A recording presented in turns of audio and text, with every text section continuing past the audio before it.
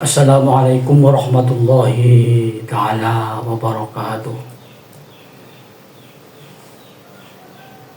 Bismillah, alhamdulillah, wa syukrulillah ala nikmatillah, wassalatu wassalamu ala rasulillah Sayyidina Muhammad ibn Abdillah An-Nabiyil Ummiyil Habibil Alil Qadil Al-Mijah Alladhi qailun afdalu ma qultu ana wa nabiyyuna min qabli la ilaha illallah miftahud dari salam fi maqati sidqin inda malikin muqtadir dhul jalali wal kamalil ikram wahdahu la syarika lahu mawsufun bi kulli kamalin munazzahun an kulli naqsin wa huwa ghaniyun amma siwa Salatan antunawwiru fi qulubina wa wujuhina binurillahi wa nuri sayyidina Muhammadin sallallahu ta'ala wa sallam alaihi wa alihi wa ashabihi fi kulli lamhatin wa nafasin adada ma wasi'ahu al-mullah. Amma ba'd, hadratal kiram, ulama'ina al-kiram, para kiai, para ulama, para kiai, para habaib, para sepuh bin sepuh ingkang tansah kinurmatan, dan tak ketinggalan pula segenap para TNI, Polri, dan para pejabat baik yang ada di jajaran yudikatif, legislatif maupun di eksekutif.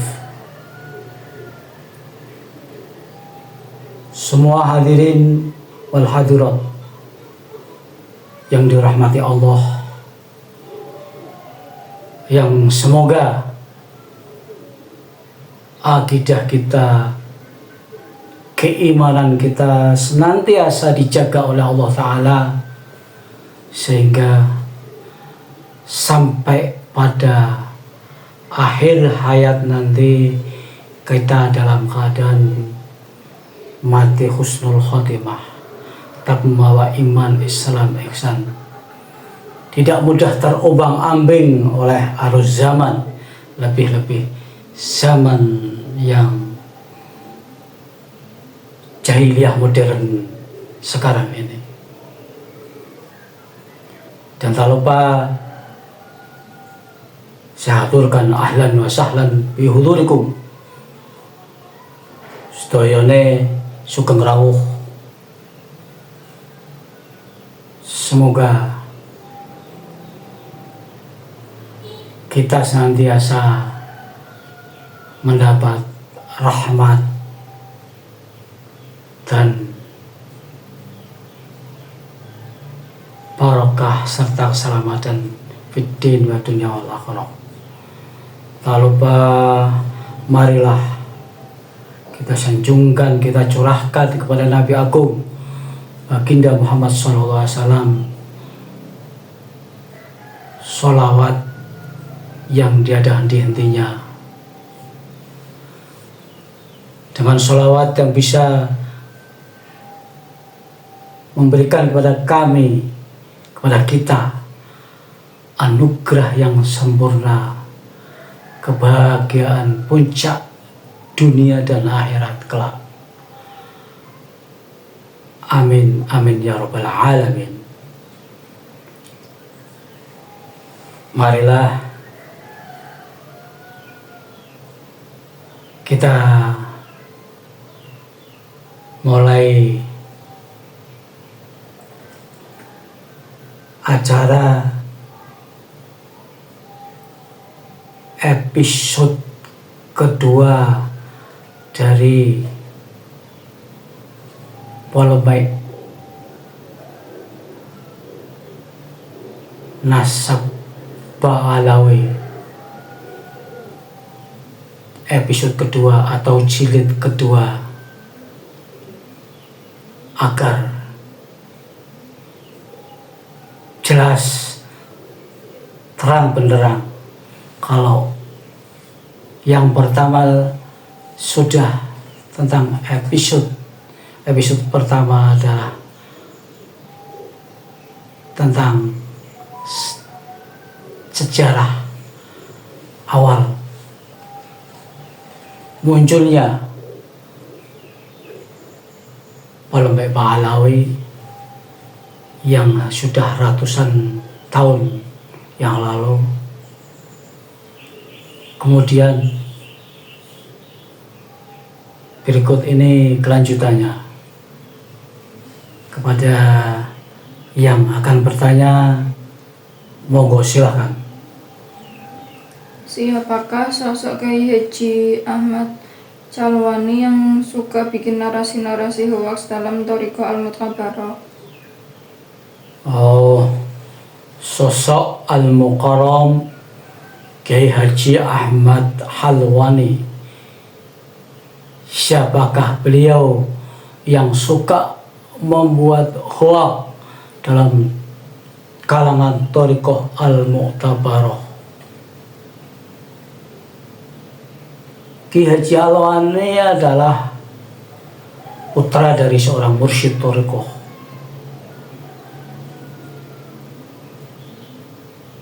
termasuk sesepuh Thariqah, termasuk pendiri Thariqah, ayahnya. Kalau Kiai Haji Calwani ini dikatakan sebagai seorang mursyid, wallahu a'lam bishawab, karena etika, attitude, akhlak yang dimunculkan, yang disampaikan adalah tidak sesuai dengan seorang mursyid. Karena mursyid tidak bakal mau memfitnah. Kalau orang sudah berkelas mursyid, berkaliber mursyid, adalah lakunya sangat hati-hati dari segala hal bertentangan dengan ajaran baginda Nabi Muhammad SAW. Jadi tidak mau bikin hoaks, tidak mau memfitnah. Jadi kalau dikatakan mursyid itu diragukan, atau barangkali hanya sebagai wadal atau penerusnya ayahnya dengan cabang-cabang Thariqah yang ada. Ini tidak ada ciri-ciri seorang mursyid kepada beliau. Adanya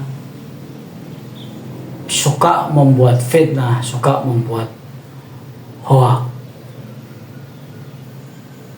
Beliau itu jelas-jelas bukan seorang mursyid. Mengapa saya katakan demikian?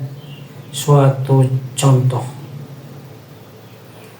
menuduh seorang al-alim alamah Monal Habib Muhammad Lutfi bin Ali bin Hashim bin Umar bin Toha bin Hasan bin Toha bin Muhammad bin Syekh bin Ahmad bin Yahya bin Hasan bin Ali Ba'alawi sebagai seorang yang suka membelokkan sejarah. Pantaskah itu diungkapkan di YouTube yang ditonton oleh ribuan bahkan jutaan umat manusia?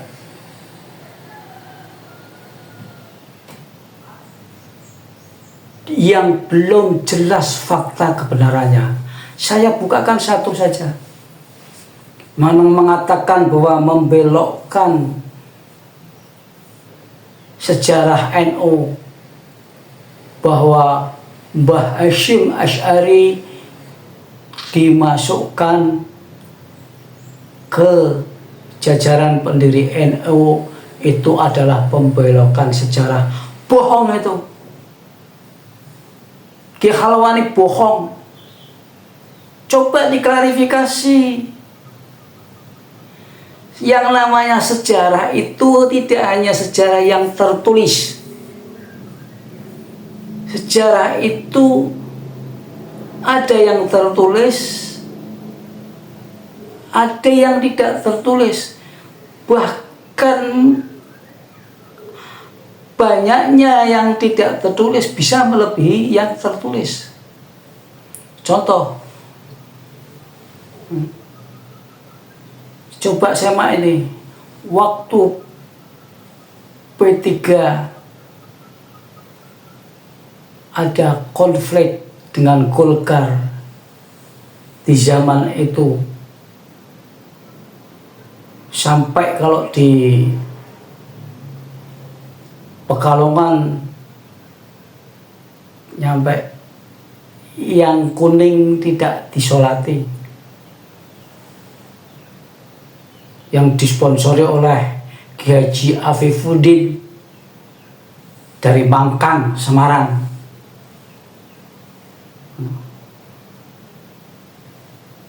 Di sana, di tempatnya Kiai Haji Thohir bin Abdul Fattah bin Thohir bin Abdul Latif. Gus Dur itu sampai, karena saat itu Habib Lutfi itu ada dalam jajaran Golkar, termasuk beliau Gus Dur sendiri, beliau Habib Lutfi, yang di sana itu bukan menjadi antek Golkar, tapi di sana masuk Golkar itu adalah membina, meluruskan orang-orang Golkar supaya sabar santun, tidak usah ikut ngamuk-ngamuk seperti di P3, karena efeknya nanti akan menjadi pertumpahan darah.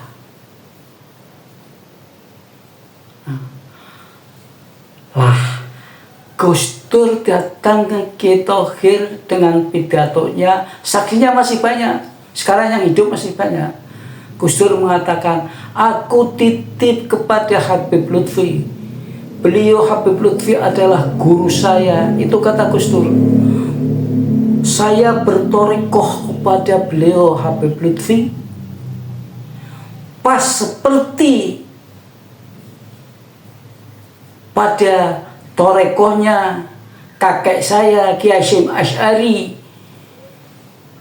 bertorikoh kepada Mbah Hasyim Asy'ari, Habib Hasyim bin Umar. Kiai Hasyim Asy'ari, simbahnya Gus Dur, itu jadi murid torekohnya Habib Hasyim bin Umar.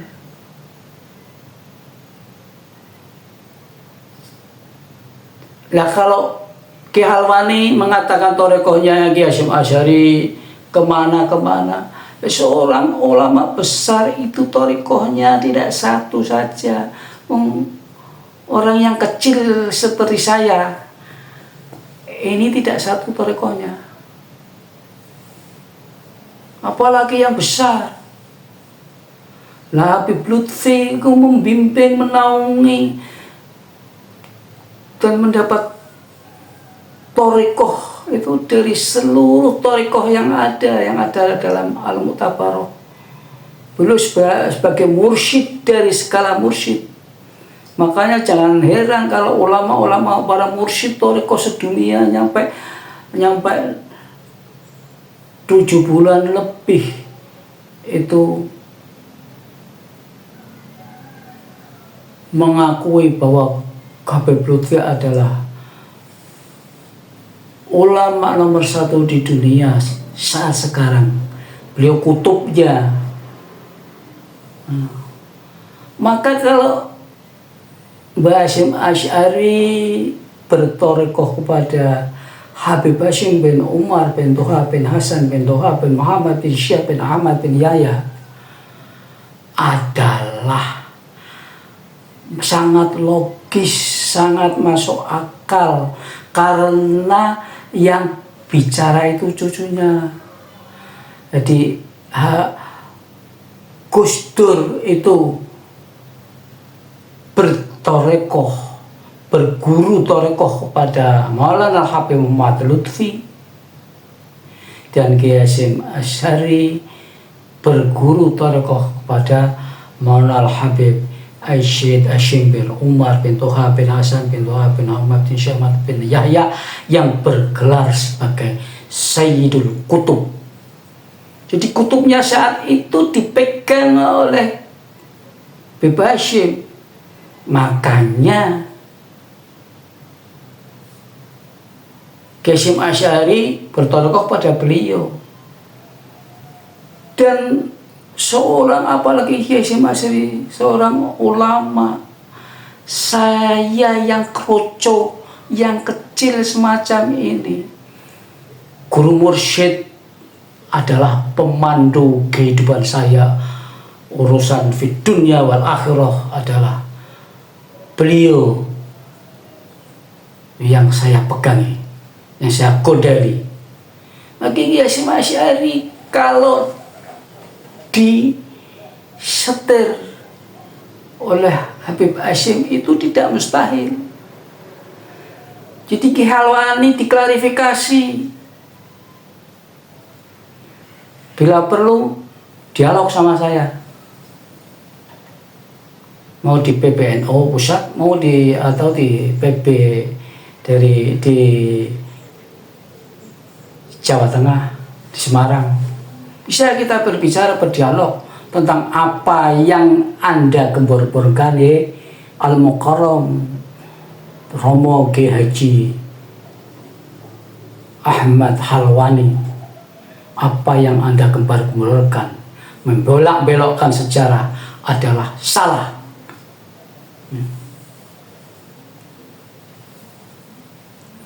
Lanjut. Benarkah tuduhan Kiai Haji Ahmad Halwani tentang pembelokan sejarah kepada Maulana Habib Lutfi? Itu tadi jelas itu fitnah. Pak Kiai Al-Mukarram Kiai Haji Ahmad Al-Halwani terusipun panjenengan seorang mursyid, kok akhlaknya begitu?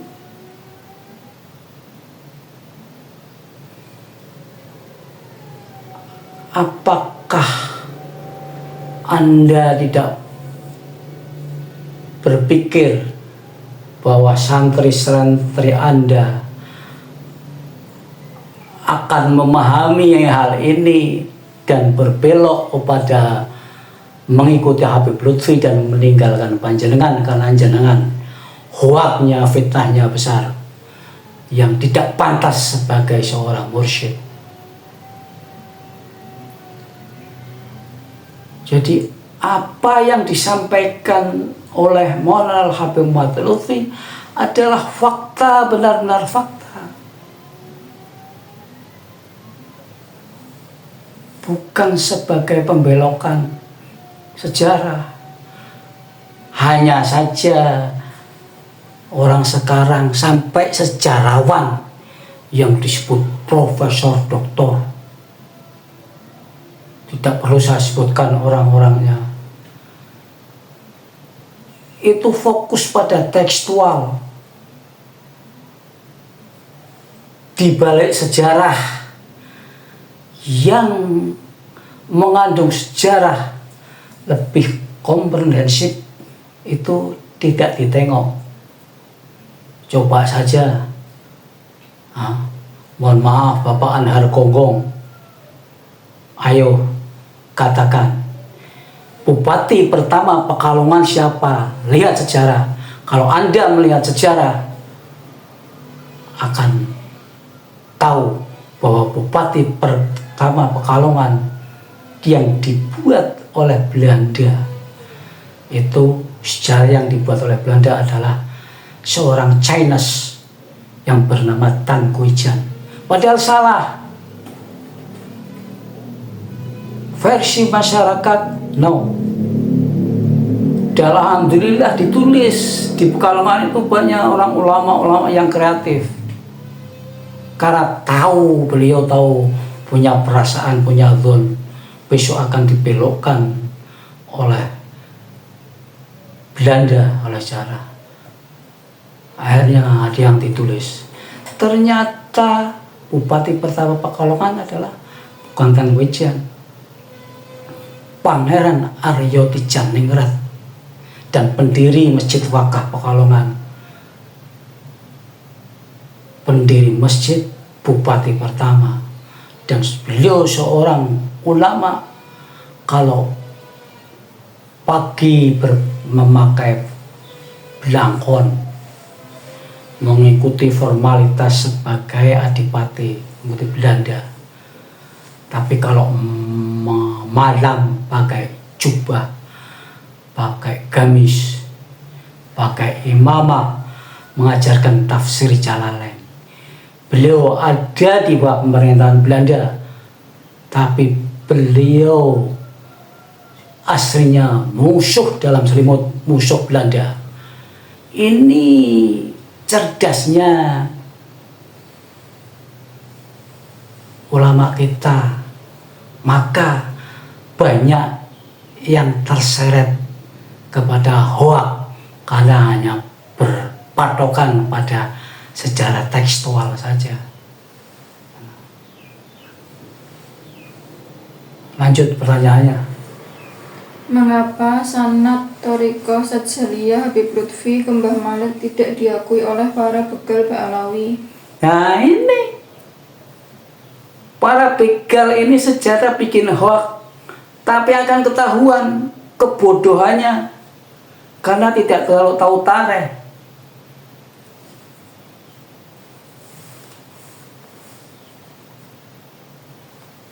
Yang mengatakan sanadnya Thariqah Sadjaliyah tidak nyambung ke Mbah Malik, ayo ketemu di darat sama saya.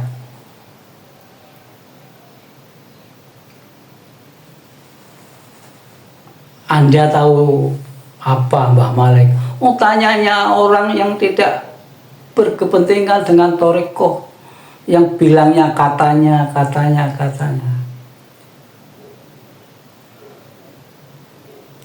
Anda sudah tanya kepada Mbah Kiai Sutiman Jenggot Buaran. Anda sudah bertanya Ki Hambali, sekarang mungkin sudah almarhum. Anda sudah bertanya kepada Ki Abdul Adim Keratenan Buaran.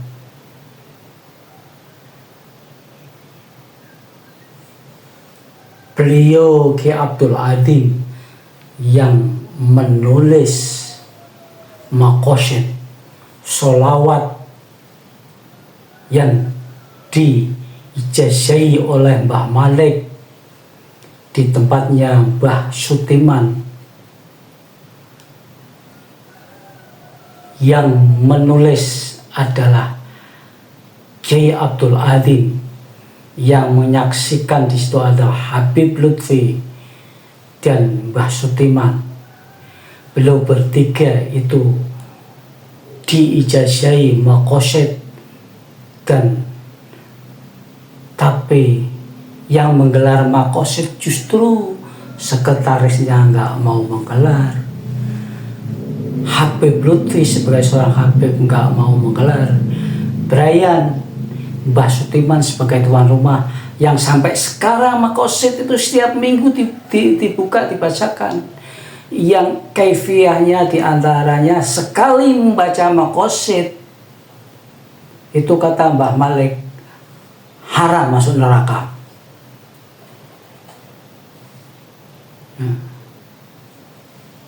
Itu di situ saat menulis maqasid tidak hanya bersama Mbah Muhammad Abdul Malik bin Muhammad Ilyas bin Raden Ali Dipowongso saja, tapi di situ disaksikan sebelahnya Mbah Malik ada baginda Nabi Agung Muhammad SAW dan sahabat 4. Bayangkan Anda tahu? Wah, tahu. Tanya dulu kepada Mbah Sutiman, umurnya sudah 83 tahun. Tanya, satanya toriko salah abi pikir ngon Mbah Maling nyambung ora? Gitu. Kiai. Hai. Kiai Haji Halwani. Toriko diuber-uber hanya dengan menuruti nafsu untuk mendapatkan uang.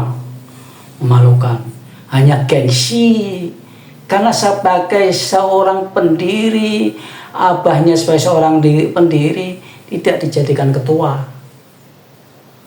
Urusan toriko itu bobot saja, tidak hanya bibit, bibit, bobotnya yang diutamakan, tingkat rohaniyahnya yang diubahkan, waroknya yang diutamakan, dan pemilih ketua umum, wakilnya, pengurus itu yang memilih orang-orang yang tasawuf, orang yang mursyid torikoh yang ahli ma'rifat, mungkin ngerti. Nun sewu, panjenengan lebih ngerti siapa panjenengan Kiai Haji Ahmad Al-Halwani. Boleh kita dialog. Ketemu di mana tak tunggu. Lanjut.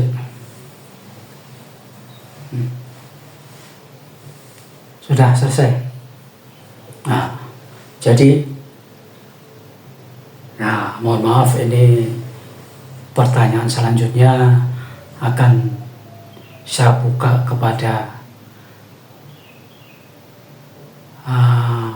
polemik yang ketiga. Ini saya anggap polemik kedua. Tadi pertama Kiai pembegal Alawi Kiai Mat. Sekarang Kiai Halwani. Semua yang namanya pembelokan sejarah termasuk makam-makam di Bekalan itu lucu. Biar mereka ben puas, supaya puas mereka, saya lihat, saya tonton saja. Katanya dibelokkan, diganti oleh Abu Bakar.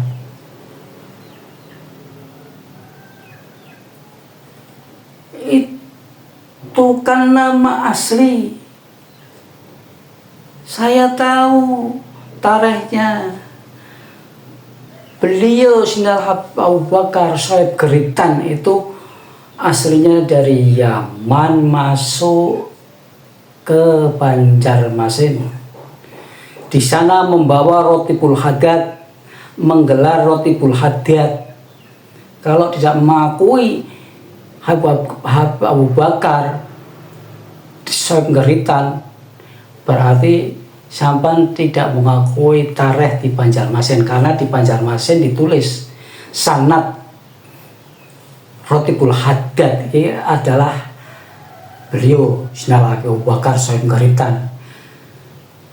Di Banjarmasin 1 tahun beliau mendengar Pakubuwono I Jogja masih Hindu, belum Islam.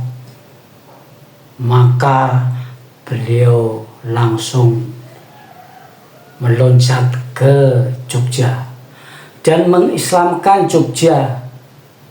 Ya jelas, setelah Islam Jogja beliau punya gelar dan ikut diakui oleh Hamengkubuwono sekarang ke-9 apa ke-10? Dan 10. Nah itu Hamengkubuwono ke-10 mengakui mereka orang alim, orang cerdas. Diam saja. Habib Lutfinya aja diam. Biar malah mau berulah apa. Nanti kalau sudah selesai dijelaskan. Malu itu tadi yang membuat plan mengganti nama Habib Abu Bakar bin Yahya itu hanya asumsi, katanya, dulu begini katanya. Tapi kalau saya saja tahu dari awal datangnya dari Yaman, masuk Banjarmasin, masuk ke Jogja, dan setelah Islam kuat di Jogja, sebagai seorang ulama back to basic, kembali ke habitatnya, mendirikan pesantren di Kayu Geritan. Ya ada gelarnya, hanya ngarang-ngarang saja.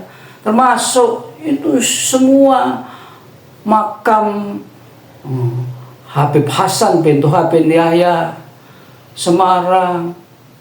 Nah, itu coba kalau berani tanya dan minta tanda tangan kalau pendapat Anda benar kepada Pangeran Hamengkubuwono ke-10, Sultan Hamengkubuwono ke-10. Jelas. Jadi kesimpulannya, hoax, fitnah tentang pembelokan sejarah, fitnah tentang Habib Lutfi, semuanya itu fitnah dan hoax. Ada kesinambungan dari tesisnya Ki Haji Imaduddin Al-Bantani, Ki Haji Imaduddin Banten, itu ada kesinambungan untuk menghancurkan Baalawi, untuk menghancurkan NU, karena NU adalah orang yang mengakui di Indonesia satu-satunya nasab Baalawi, dan yang mengajarkan Muhibbin adalah NU, para ulama NU, para tokoh-tokoh NU, dan mereka dan beliau adalah Muhibbin sampai kepada Gus Dur itu bertorekoh kepada Habib Lutfi. Maka semuanya rentetan dari Imaduddin sampai sekarang yang dikeluarkan itu hoax, fitnah. Kalau tidak percaya silahkan kamu mengikuti program Yahudi dan Wahabi melenyapkan Pahlawi.